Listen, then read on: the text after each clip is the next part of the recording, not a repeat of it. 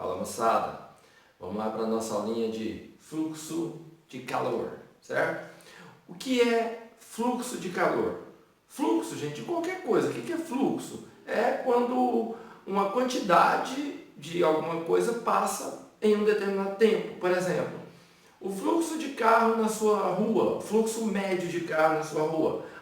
Passam tantos carros por minuto na minha rua. Claro, estou falando um fluxo que médio. Obviamente tem horários que passam mais carros, outros passam menos, outros não passam hora nenhuma durante uma hora inteira, sei lá, numa madrugada, no meio de uma quarta-feira. Mas na média, né, se eu falar fluxo médio, você teria que contar quantos carros passam ali, por exemplo, por um dia e faz o fluxo por dia, por minuto, por segundo, enfim. Tá?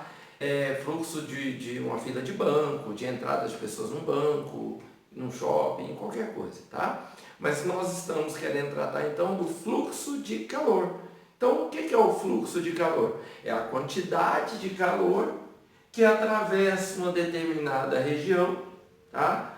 Por unidade de tempo. Simples assim. Então tá aqui, ó. Fluxo de calor. Quantidade de calor que atravessa uma certa área aqui, né? Uma certa região, por unidade de tempo. Legal? Qual é a unidade do fluxo de calor? No sistema internacional, lembrando, quantidade de calor é o quê? Energia. Então, no sistema internacional seria joule por segundo. Aí você me fala, mas aí, joule por segundo é watt. E o watt é potência. Sim, tá? Fluxo de calor é a mesma coisa de quê? Potência.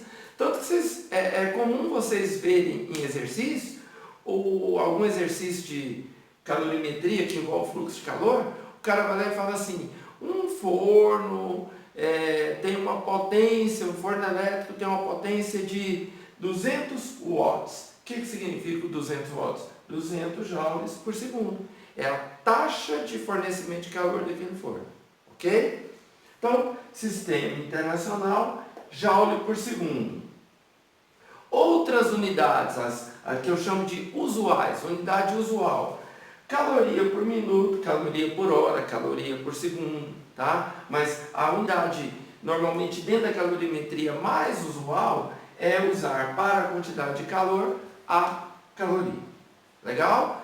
Então, tá aí, essa é a ideia de fluxo de calor. E agora eu vou te apresentar a famosa Lei de Fourier e algumas curiosidades. Ok, então, gente, Lei de Fourier, tá? Pessoal da matemática aí, pessoal que for fazer curso de engenharia, física, matemática e tal, vão conhecer muito esse rapaz aqui, ó, tá? Joseph Fourier, francês, que viveu ali no final do século XVI, começo do século XVII, tá? Morreu por volta de 1830, 1829, 30. Genial matemático, tá? Ele vai dar muito trabalho matemático para vocês, quem for das exatas. Pois bem, um dos trabalhos de Fourier foi sobre fluxo de calor, tá? Foi Fourier que demonstrou, né, a famosa equação de Fourier do fluxo de calor, que eu vou te apresentar aqui a pouco, que diz o seguinte: ao se estabelecer um fluxo permanente, o que é fluxo permanente? Permanente, constante ou estacionário de calor, tá? Vale a equação que ele demonstrou. O que é um fluxo permanente? Fluxo permanente é um fluxo de calor que ocorre entre duas regiões com temperaturas fixas. Tipo assim, uma sala que tem ar-condicionado e o ambiente externo, tá? Por um determinado período de tempo, vamos pensar assim, uma sala que está lá ao meio-dia com o ar-condicionado ligado. Dentro da sala você está a 20 graus e no ambiente externo você está a 30 graus. Dentro de um prazo de uns 30 minutos, o ambiente externo não muda a temperatura, o ambiente interno também não. Então eles têm uma temperatura o quê? Fixa. Vamos pensar a região quente, θ1, maior que o θ2, que é a região fria. Tá? Então aqui seria a parte de fora da sala e aqui de dentro. O que vai acontecer? O calor vai fluir espontaneamente da região quente para fria, é a própria definição de calor, tá? Esse fluxo de calor, no caso, que atravessa a parede, que que eu estou chamando aqui, essa parede que tem uma espessura L, né? Então esse aqui é um modelo para a gente poder equacionar. Se eu pego um modelo, então, onde eu tenho a região quente, região fria, uma parte isolante para você não ter perdas de calor pelas laterais, o calor fluirá através deste condutor, tá? Então isso aqui está funcionando como condutor. Este condutor tem uma área de secção A, tá? E o que ele descobriu foi que, ao se estabelecer essa diferença fixa de temperatura, a temperatura ao longo do condutor, ela decai linearmente de θ1 até θ2. E a quantidade de calor que atravessa qualquer secção é sempre a mesma. Por isso que ele é chamado de fluxo constante. Então, se por uma secção aqui está passando, sei lá, 30 joules por segundo, na outra também 30 joules por segundo, 30 joules por segundo, em cada pedaço de secção passam-se a mesma quantidade de calor por unidade de tempo, ou seja, o fluxo é o mesmo, certinho? E o Fourier demonstrou que, ao se estabelecer esse fluxo constante ou permanente, é válida a seguinte equação, onde A, como eu já te mostrei, é a área de secção, tá? Delta θ, não precisa dizer, a variação de temperatura, note que aqui está em quê? Módulo, é o módulo, maior menos o menor. L é a espessura, e este K, que aí está, ele é a chamada condutibilidade térmica. O que é essa condutibilidade térmica?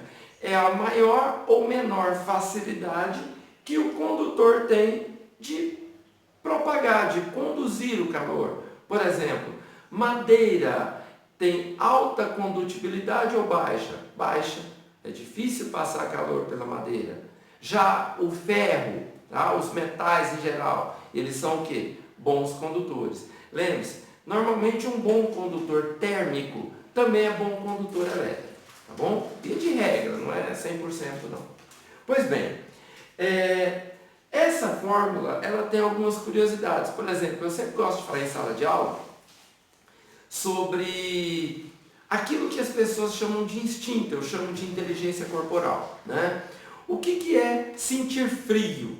Tá? Sentir frio, o pessoal fala no geral que frio é ausência de calor. Não, não é isso. Frio é alto fluxo de calor. Você sente frio quando você está perdendo calor muito rápido pela sua pele. Então aí a gente atribuiu esse nome de frio, né?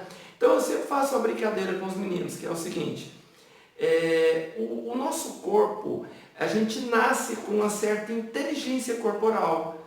São coisas que a gente faz sem pensar, sem perceber, né? Por exemplo, eu viro e falo assim na sala, se eu tenho 4 sólidos, por exemplo, uma esfera, um cilindro, um cone e um cubo, se esses 4 sólidos tiverem o mesmo volume, qual deles tem a menor área de superfície? Aí eu deixo os meninos pensando. E aí eu faço assim, quem aposta, sei lá, uma mão nisso? Eu costumo brincar, eu aposto coisa que tem valor, né? E aí, aparece gente falando de tudo, tá? E alguns acertam a resposta. Qual é o sólido? Sólidos de mesmo volume, qual que tem o menor área de superfície? É a esfera. E aí eu explico que o seu corpo sabe disso, sem que a sua razão saiba, tá? Por quê?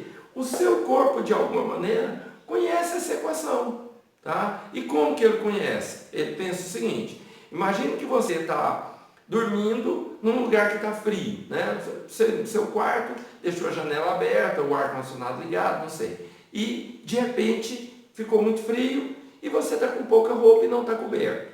E aí o que acontece?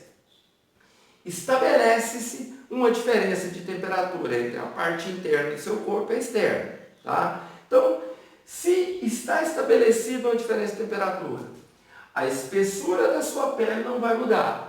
A condutibilidade térmica do seu corpo né, da sua pele não vai mudar de uma hora para outra. O que o seu corpo faz para se defender? Ele muda a geometria do corpo. E aí, em que posição você fica? Você fica igual a um cilindrinho? Você fica igual a um quadradinho? Um cubo? Não, você fica igual a um cone? Não. O seu corpo, ele se encolhe o máximo possível para ficar parecido com o quê? Com a esfera. Por quê? O único recurso que ele vai ter naquele momento, se ele não muda a condutibilidade, nem a variação de temperatura, nem a espessura da pele, o que o seu corpo faz? Ele se defende diminuindo o máximo possível da área de contato do seu corpo com o meio externo. Diminuindo a área para o quê? Diminuir o fluxo de calor e você sentir menos frio. Ok? Então, gente, tá aí essa nossa aula mais rapidinha, falando sobre fluxo de calor, que tem vários exercícios que misturam fluxo de calor, né, com aquele calor sensível, calor latente que a gente viu lá na outra parte da calorimetria. Ok? Então, grande abraço para vocês. Fiquem com Deus.